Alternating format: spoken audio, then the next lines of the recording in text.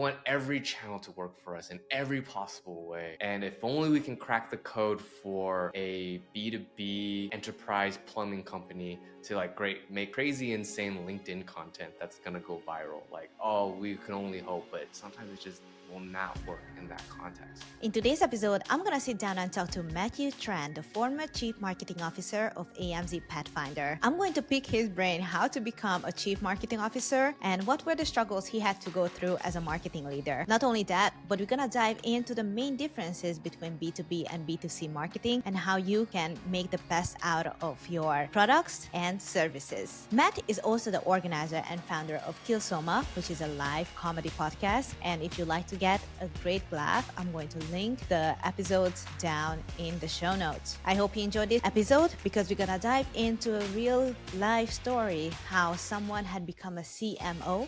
So I hope it's going to inspire all of us. So let's get into the video. Was marketing ever your dream job as a kid? No. Not saying that I hate it or that, you know, it's an issue that I do marketing now. No, just as a kid, I was really into like the creatives. I was always drawing or wanting to create and produce stuff. So I went to school for film initially. Oh, I did not know that. Yeah. What? Yeah. Okay. So I have a lot of like editing background and film background, you know, so that's been that was like a big part of like what I wanted to be growing up. And then I tried it, and it's a very difficult industry only because, you know, and I think a lot of other people who've deviated from film have said that it's hard to be merit based in an industry where it's a lot of networking. Okay. Yeah. So it's not necessarily how well of a job you do. It's like, how well do you know a lot of people? I think that's something my friend in fashion said this at the same time. Like, she's a fashion designer, graduated just around the same time like me. So quite just a few years ago. And she also said like she found it quite hard to, you know, blend in if you don't have the right network. Is it the same with film? It's the exact same thing. Yeah. Oh. Yeah. Exact same thing. You can work with a lot of creatives that are just in it for the filmmaking aspects of the industry, right? Like the story narrative and all that. But at the end of the day, you need a budget, you need a producer, you need someone that can like bring in the right people to make something well worth it. So networking, just like any industry, is important, but I didn't like it so much because it was like a bigger aspect of that industry, at least during the time. This was like in, I would say, the mid 2000s, 2010s, you know.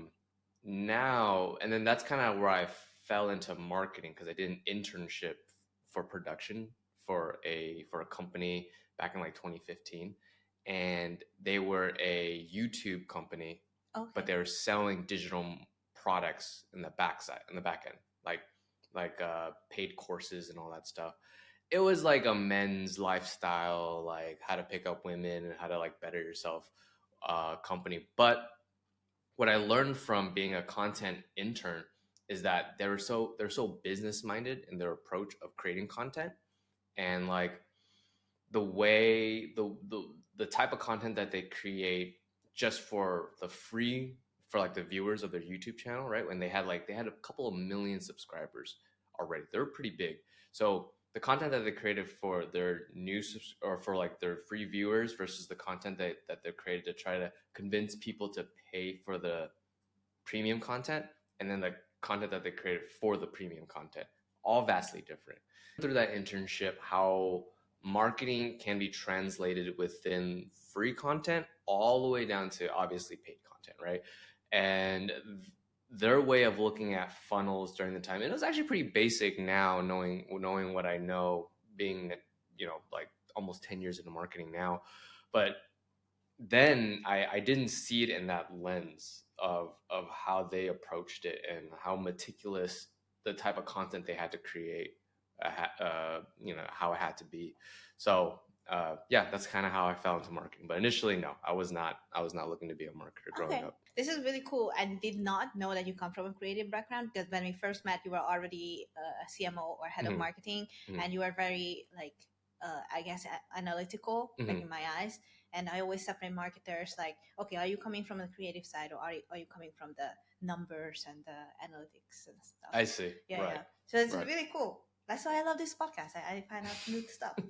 Hi, if you listen to this far, thank you so much for listening. And if you enjoy the show, please leave me a review on either Apple Podcast, Spotify, or my YouTube channel. If you have any feedback for the show, please let me know on the Aspiring CMO Podcast social media pages on Facebook and Instagram, or send me an email on my website. Now, let's get back to the episode. Let's jump to how I got to know you, which Okay. is when I first started hanging out with you guys, you were already head of marketing at an Amazon advertising agency. Yeah, Amazon Yes. advertising. Yes. Could you tell us about that role? Sure. Yeah. I was hired on as like a fractional CMO, so chief marketing officer for an Amazon advertising agency. Boutique for its size. They've about like 15 employees when we were working when I first started there, with a good handful of clients, right? And this was pre-pandemic times. This was my early 2020 when I started getting involved. What was your day to day, and like how did you feel managing that many people? Sure. Yeah. During the time, I tried to wrap my head around the idea of what the CMO role is about, and it's different for every org. But the how I got into it was through a referral, and my background, my strengths tend to lie in like content marketing and technical marketing. So technical as in developing the actual funnel and doing the strategy and executing on the strategy. So I had both the macro and micro lens when it comes to doing marketing. And they needed someone because they didn't have any marketing role at the time. I was their first marketing hire. Wow. Yeah. Okay. So that was in 2020. That was in 2020. So majority of their client acquisition was through word of mouth and referral, right? It's just like building off their network. It's a service-based industry, so it makes sense. Yeah. But they wanted to find a more outbound approach so they don't have to constantly rely on their network. The biggest thing that I came in for, and this is where like again like it's different for every org. My role in that company as head of marketing is to develop a foundation to generate outbound leads, not just solely depend on our referral and our current network. And a lot of it you have to consider it like the analogy is we are healthy right now because it's been good rainy season, right? Like if the business is a forest, we're having good rain, but the rain is unpredictable. We don't know when it comes and when it goes. And right now we want to build a faucet. So we want to be able to go to a place where we can turn on the water when we need it and then turn off the water when rain is good or when we have plenty. And they didn't have that water faucet system. We just turn it on, generate leads, turn it off, and let things go, right? I've learned a lot since then as well. Like there are certain aspects of that where like that analogy doesn't make sense, but overall that was what I wanted to get into. And how I felt during the time, I mean, it was quite new. It's a big role. Yeah. By name only, Yes. But again, ultimately, it was a head of marketing role, and I had a great time doing it. The challenge was basically just understanding the business. Yeah, I came in from like a D2C environment, like e-commerce, and that was mainly trying to sell physical products. So my marketing experience was selling digital products, physical products, and consumer product goods. So that was the B2C business. Yeah, B2C business. But then you jumped into B2B as a head of marketing. As head of marketing for a B2B business. So I was trying to apply a lot of my D2C frameworks and strategies into a B2B market, which I had to reel a lot of that back and then really look at the industry, look at the business model, and see like how do B2B businesses attract other businesses what's the marketing funnel look like in that case, right? And it's all sales led, really. Okay. Yeah. And marketing tends to focus on lead generation, quality of lead generation, and also brand awareness, right? Recognition of this agency. Um, and that's what I had to learn throughout my time as head of marketing for this company. Then, what was the main lessons when you shift from B2C to B2B marketing? We want it to be fun. And the main difference is relationship building. Okay. Yeah, B2B is way more of a relationship building marketing strategy than B2C, because when it comes to B2C, the relationship is secondary. The main thing is convenience and like how, how can I best describe this? It's like ease of purchase and the user experience, right? So like the customer journey in B2B is more trying to build that relationship. You want to establish yourself as like you're everywhere first, and then you want to establish that you're good for the job, right? And then that requires trust. um, Very similar to B2C, but B2C, because it's more product based, um, sometimes sometimes good hype can also help product, right? Like, and it doesn't necessarily have to be too much on like the I have to completely trust this product side. I think a lot of people don't necessarily need to feel that like a physical product has to do 100% of what they intend to do, as long as it does 80%. I don't know, maybe I'm rambling. No, I don't think so, No. because it makes me think that that all the posts we create, that they're kind of more educational. That comes from Does that come from more like a B2B side? For I see. example, if like we are recording on Riverside, it's obviously probably like a B2B business, because small businesses start a podcast, or big businesses, or whatever. Big businesses start podcasts, right? Or video stuff like this. And, Right. but they have a lot of educational content. So is that what you refer to as building trust and like you are good for the job thing? Yes. Yeah, I would say so. Yeah. Let And me, but let me- if it was a product though, then I guess it's easier to tell other content creators to show our product, like product placement. Yeah, I would say it'd be easier. I mean, that's all tactical stuff, right? So yeah, on the tactical end, yes, like physical products, you send it over to like you look at who your partners are and who you can collab in the space, right? And then you send the product, and then they'll do the reviews, and they'll build trust through content in that sense. Yeah. B2B is difficult because you have to assess a lot of who your clientele is, and a lot of them are, I guess, picky, right? You have to almost look at service like a digital product, in terms of like what are the services you offer, what are the features of that service, and what benefits does it drive, and then you have to base those benefits off of the customers that you want to market towards. But those customers are also different, and they have different requirements, so you have to kind of match the benefit to what they're looking for. Okay. Right.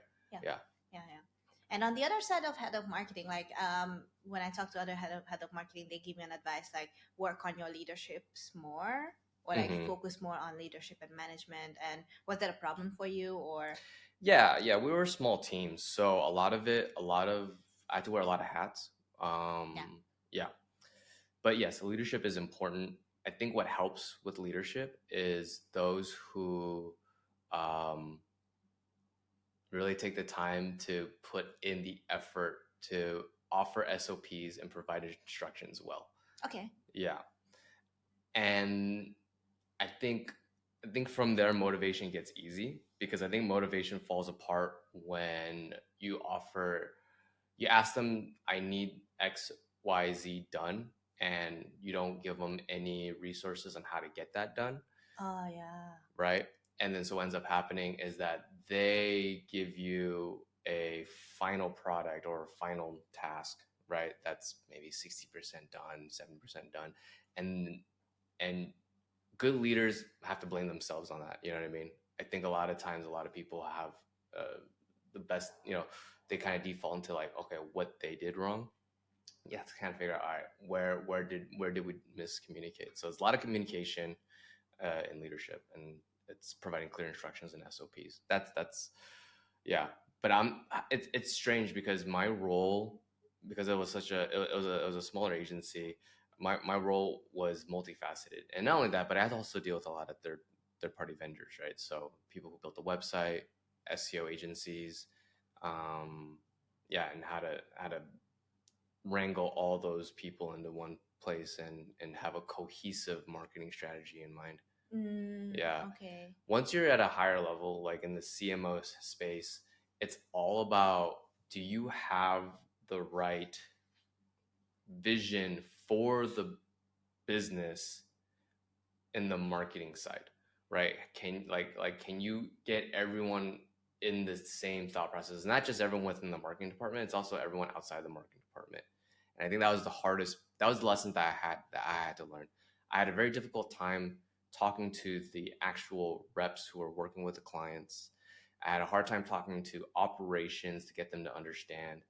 Um, and then it's trying to get the internal marketing team's strategy to be relayed and understood across the board, across the organization. That way, when we do something, people go, okay, that's not weird because we know that this is what they're going to do. If that makes sense. Okay, I got a lot of pushback basically from certain team members, which is natural if they didn't know what was going on. Oh, right. That's something Greg Elfrink, head of marketing at over Empire Flipper, said the same thing. The same thing. He said, "Well, if you are a marketer, be prepared that you're gonna be like pushed out or like looked down upon or like defeated everywhere you go." Yeah. And often, like he used this term, like you are like the black sheep of the family, like you are the most needed and the least understood. Yeah. Yeah. Yeah. Yeah. That's fair. That's a fair way of saying it. And it's interesting, right? Because I'm working for an ad agency and everyone's, working within the numbers and understands marketing to an extent. But at the same time, it's just like, they don't have the numbers that we have. So like when we're moving in a particular direction, they go, but what about TikTok? And what about, this? And what about that? It's like the numbers aren't there for it, and do we want to allocate time and energy and resource to figure out if TikTok is for us when we know that like there are things that are working and we should double down on that, right? Yeah. So even though it may be boring, it's not as sexy, doing case studies and white papers are not always the fun thing, but it's, if it moves the needle, that's where we need to move forward. Experimentation, maybe it should be like 15% of your efforts, maybe within every quarter. But yeah, for a small team, and for some, for a very clear objective for like the year, like that's the thing that you need to focus on. Okay. Yeah. Okay, so we mentioned Greg, and I mean, you guys already met, you know each other. I know Greg. Yeah. He's a cool guy. Hi, Greg. Hey, Greg. And he said that marketing mostly fails. Like, what did he say? Because most marketing fails. That's the nature of the game. But embracing that actually allows you to do a lot more and have a lot more fun with the experimentation. And you learn a lot more by understanding that most things will fail. And that the things that succeed in marketing, though, you have insane leverage versus anything else that you can do. And kind of add my 2 cents to that. Attribution in marketing is the number one thing that we're all trying to solve. And what is directly impacting good marketing? Here's the thing, though. Yes, marketing does fail, and it fails, I believe, if you don't take the lessons learned from a campaign. Okay. Right. Yeah. You have to know, because I think a lot of marketing is knowing what not to do.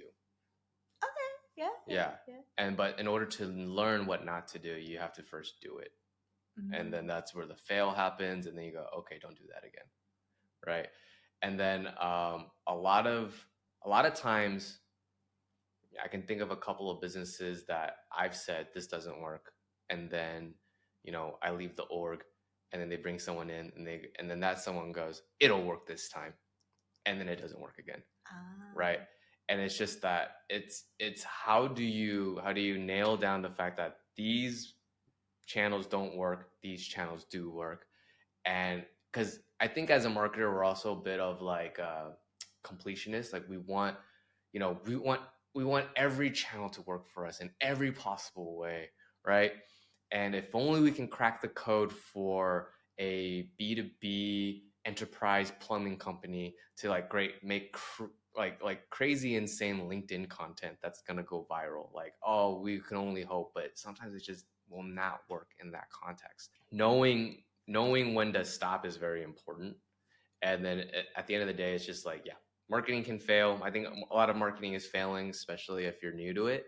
But once you understand the org, the business, the industry, the trends within that industry, you do fail less, and you'll start getting wins. I would say marketing is not marketing. I think a lot of people think is like these huge wins, like, oh, we got mass virality, or we got huge conversion rates on these things, right?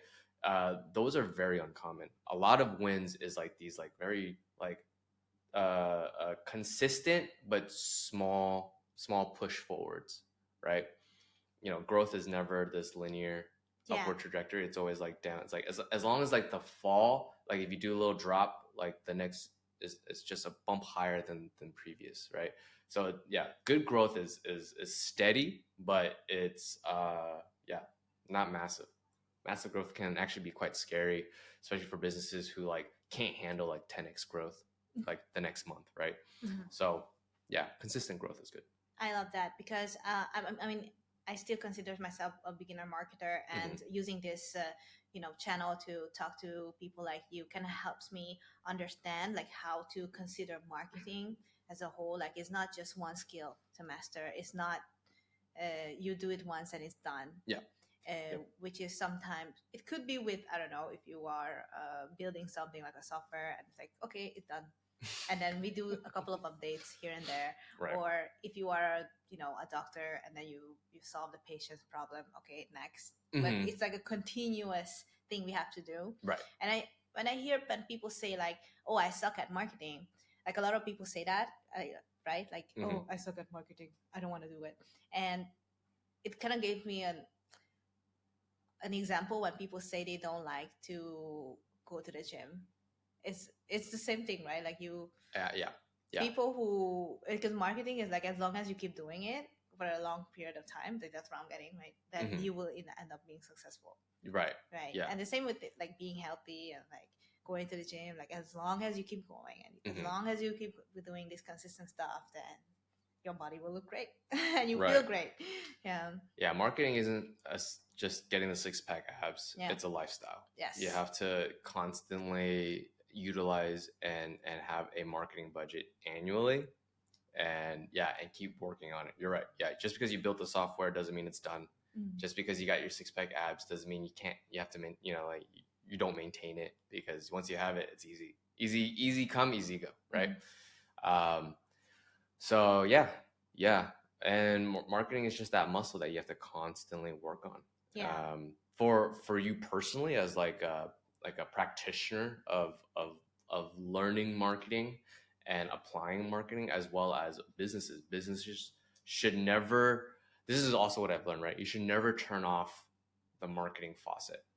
Okay. Because even during low seasons, and this is what I've been learning when it comes to product marketing as well, is that you still need to be in the eyes of people who are currently not in market, that will eventually become in market once it's season to jump to a new agency, or to buy that new shoe, or to subscribe to that new membership for whatever, right? You need to be top of mind once they become in market. And a lot of times, I think a lot of businesses, they go, oh, we got enough clients right now, turn off the marketing, we don't need any of that yet. But then once 2, 3, 4 clients switch, or they had a bad experience, or they grew too big and they want to sell and they don't need an agency anymore, whatever may be the case, right? Then you go back and turn the faucet on, and people are like, who are you? Yeah. and then go, it's because we haven't been pushing ourselves out there to just be top of mind. And that budget doesn't have to be that big, to be quite honest. I think a lot of people are scared that's like, oh, I gotta spend like $100,000 to be on the Super Bowl, or clearly that's way more money than 100,000. But it's like, no, not at all. You just need to be top of mind within your industry, and that doesn't require a lot of money. But you do need to be around when you're, especially when you're not looking for clients at the time or members, right? You had just enough, and you're not looking to grow. You should still be around. Yeah, networking is the same way. Like you just don't stop networking, and just keep, talking to people, and then absolutely. That's something you guys should do. Keep networking. I guess like a new update from you is like you would like to shift to product marketing, and it's so weird. Like personally, like when I started this ACMO podcast, I was like, I want to talk to Matt about marketing because he's the chief marketing officer. I want to be like him. And by the time I started this, you're already jumping to product marketing, and I'm like, oh, but why? Like, that's a good question. Yeah, it is. For me, it's just excitement. Yeah, I like, and there isn't much of a difference between it's just by title, right? CMO, product marketing. These are all just titles. At the end of the day, it's just like, I want to do work that I think is interesting and fun, and that I can contribute to a business and help them succeed and win in a lot of different ways. So what was interesting about product marketing than just general, marketing, digital marketing, or like full stack digital marketing, is that product marketing is specifically within like a digital SaaS products or like software. You could use a product marketer for physical products. I think a lot of them are considered like director of e-commerce. I think that's like the technical role for them. But what it basically is that they are the junction between the product, which is, like Skype or Slack or, Riverside, which you're using right now. That's the product, and the product department, the people who develop the features and everything and maintain the features, right? So they're the junction between product, and then sales, who help onboard and activate new users, and marketing, right? Those who get Riverside out there, what the features are for, what the benefits. They're the person right in the middle. So and customers, they're very multifaceted, just like a CMO would be, right? A CMO would have to understand the business, the industry, the trends, and the marketing channels that are appropriate to get the business in front of the perfect clients. Same thing as a product marketer. I see. Yeah. So there's not much of a difference. Main difference is that I want to get into SaaS products, and SaaS products are marketed much differently than a business itself and physical products. Yeah. SaaS is like very feature heavy, benefits heavy, and then, again, this is where I'm still learning. I'm taking a course, and I'm networking and doing the things that I've done when I first started getting into digital marketing, which is kind of exciting. I feel like, oh, this is reaching a next level of my career, and it's taking the same experience that I've had 10 years of marketing and then applying how to learn in this new field. So when you first explained product marketing to me, I immediately thought about having like an internal someone in the team to explain to the marketer what the product is actually about. Because when you hire new marketers, they often don't grasp the full experience of the product, and that's why you have product managers. And that's a great way of explaining one of the responsibilities. Okay, that's just one of the responsibilities. Yeah, that's one of the responsibilities. Okay. I remember when I was in my first job and I was hired as the marketer, although I was interested in the industry, but I didn't know it. But I guess it's like a better qualification than not knowing anything and not being interested. I didn't remember. Okay, so the industry was like teaching coding for kids. Okay. Right, and I love kids. I love teaching them stuff, and I believe in technology. That's gonna be the thing that they should learn. But I didn't understand coding. And then the courses, what we were selling is the coding courses. So I actually had to sit down with the teachers to like explain to me what the hell is going on in this course so that I can actually market it. So the teacher kind of became the product manager at the same time. Yeah. But I think I'm not alone in this example. Like Absolutely. I'm pretty sure a lot of people suffer with this. It's really important to keep departments separate in that way, and then have an intermediate in the middle to kind of explain to everyone, right? So a lot of the responsibility of the product marketer is understanding the product through and through. Like you 100% understand the product completely. Not only that, but then you also have to understand the customers completely. And a lot of it, it's like internally listening to the customers, seeing what they love about the product, and then we go to the marketing team and be like, this is what they love about it. This is, and then like to create the copy for it and the messaging, and then also features that they want. So then you go to product team and you go, these are based off what the customers are asking. These are the new features that we should be working towards for next quarter, right? And then go back to sales and be like, all right, we're coming out with these brand new features. This should open up another segment of the market for us to wrangle and to onboard. So a lot of the product marketing, it's you're a director, it's like a symphony. You want to make sure that like you have your pulse on everything and everyone, to make sure that the product is growing, marketing is growing, sales is growing. Yeah. I love that. Thank you for explaining that to me, because I also learn new stuff. I look at product marketers and I don't creative. I guess when Ankita talked about being a creative director, I also saw it similarly. Or like that's something I'm taking on as a not creative director, but like a creative someone. Sure. Who doesn't do the creative, but like explain to the creative what to do. I see that with product marketing and being a CMO and also working with creatives, like it almost seems like in an organization you always need like a couple of people who can just connect each department, right? Yeah. I feel like it's such an underrated role, but it's so important. It is a very important role. It is an underrated role because it's also the first role to cut when budget gets tight, or when revenue projections don't hit. It's a risky role, but whether I either end up falling into a product marketing role or a growth marketing role, which is another position that I'm eyeing when it comes to SaaS as well, because growth marketing is its own thing. And maybe if I ever get a role, we can jump back on it. I could talk to you all about it. I mean, I can see you. I thought actually, like I was thinking about your career, like how did you actually end up in CMO? And I thought that you were growth marketing first. Yeah, a lot of my responsibilities, it involves growth.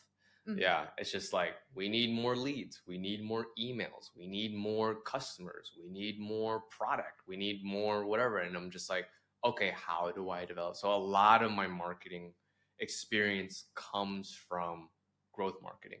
And I just knew, I'm like, okay, we got more leads because we made more videos. So, you always want to look at what the leading indicators are, not lagging indicators, right? And then just like, all right, well, we'll just double our content production, and that should hopefully like at the most positive, at the most it'll double our leads, right?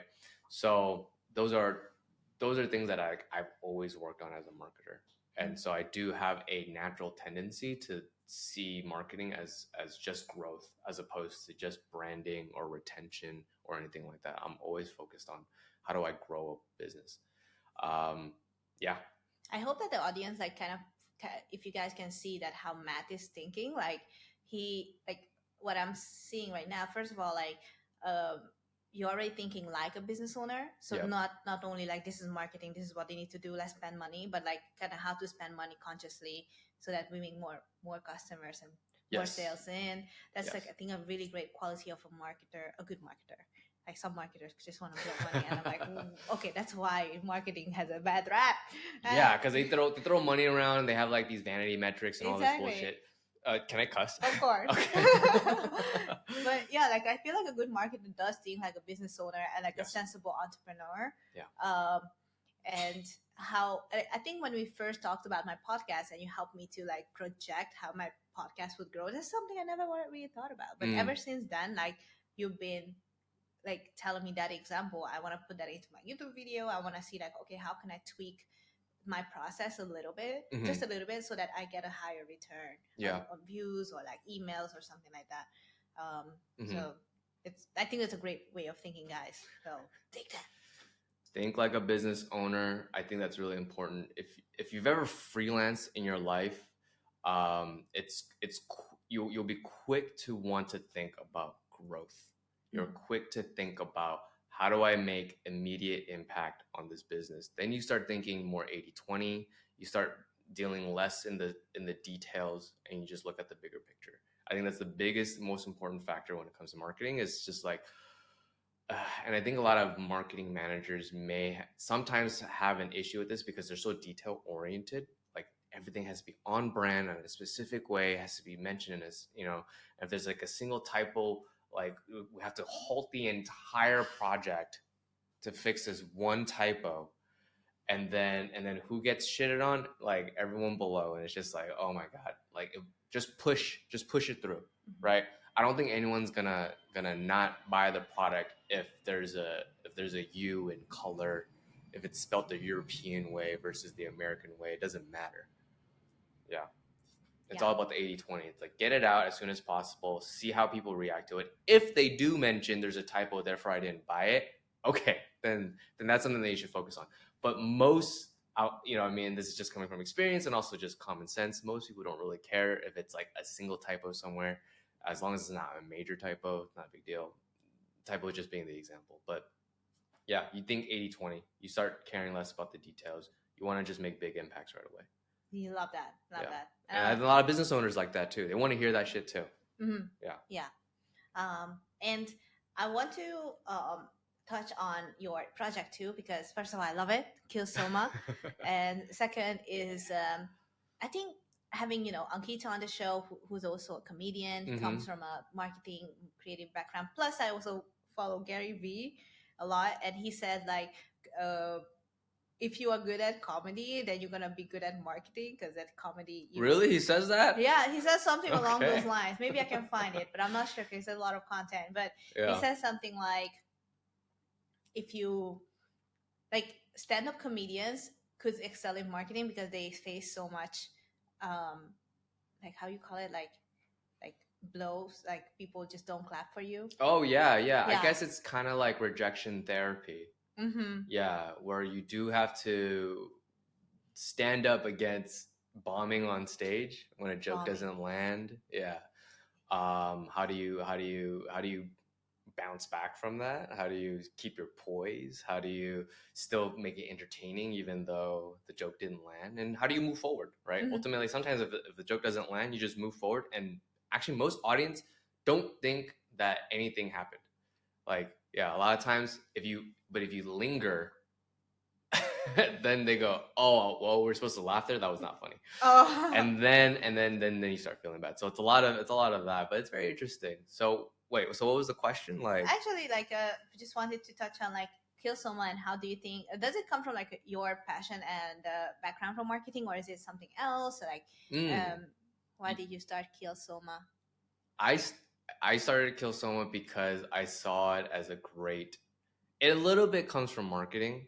A lot of people in the Saigon comedy scene, are starting shows and everything like that, and I just wanted to do something different. And I've always liked the original show, which is called Kill Tony. I gotta give big ups to those guys. They do it the best. It's their own original format. We took the format because, and the reason why I wanted to do the format, even though I am not a strong like comedian roaster, I might not have the fastest wit, but I did it because it's such a great community builder. Oh yeah. And a lot of aspects when it comes to marketing now, especially new age marketing, right, is developing communities. Whether that's Slack channels or Discord groups, Facebook groups, like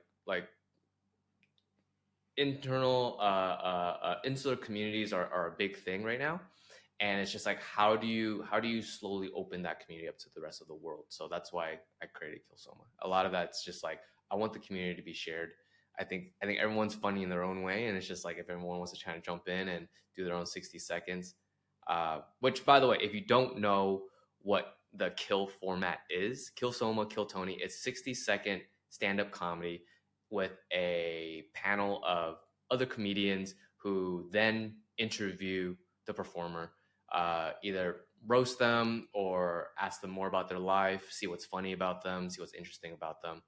And it's like an hour and a half show. It's a podcast, live audience podcast. Yeah, I love that. I will link down Kilsoma in the show notes and the description so you guys can watch his hard work, funny hard work. Yeah. And now that we reflected on all your experiences in the past 10 years as a marketer and what you've learned, because you're learning a lot, like what would be your best advice for aspiring CMOs? It's a great question. Take leadership courses and also do a lot of marketing. I think the best CMOs and the best leaders have experience that they can share amongst their team when things don't go as planned. And here's the thing, things don't ever go as planned. So the best leaders are the ones who know what to do, who have contingency plans, who have experience in the past to have done it well. And you must apply marketing to everything that you do if you have side projects. And you should always have side projects. You should always be working on something when you're not working, period. So that is my advice. Kilsoma is my current pet project. I put a lot of marketing into it. So thank you so much for joining the show. Thank you for having me. This has been fun. Yes. See you guys on the next episode. Bye. Bye.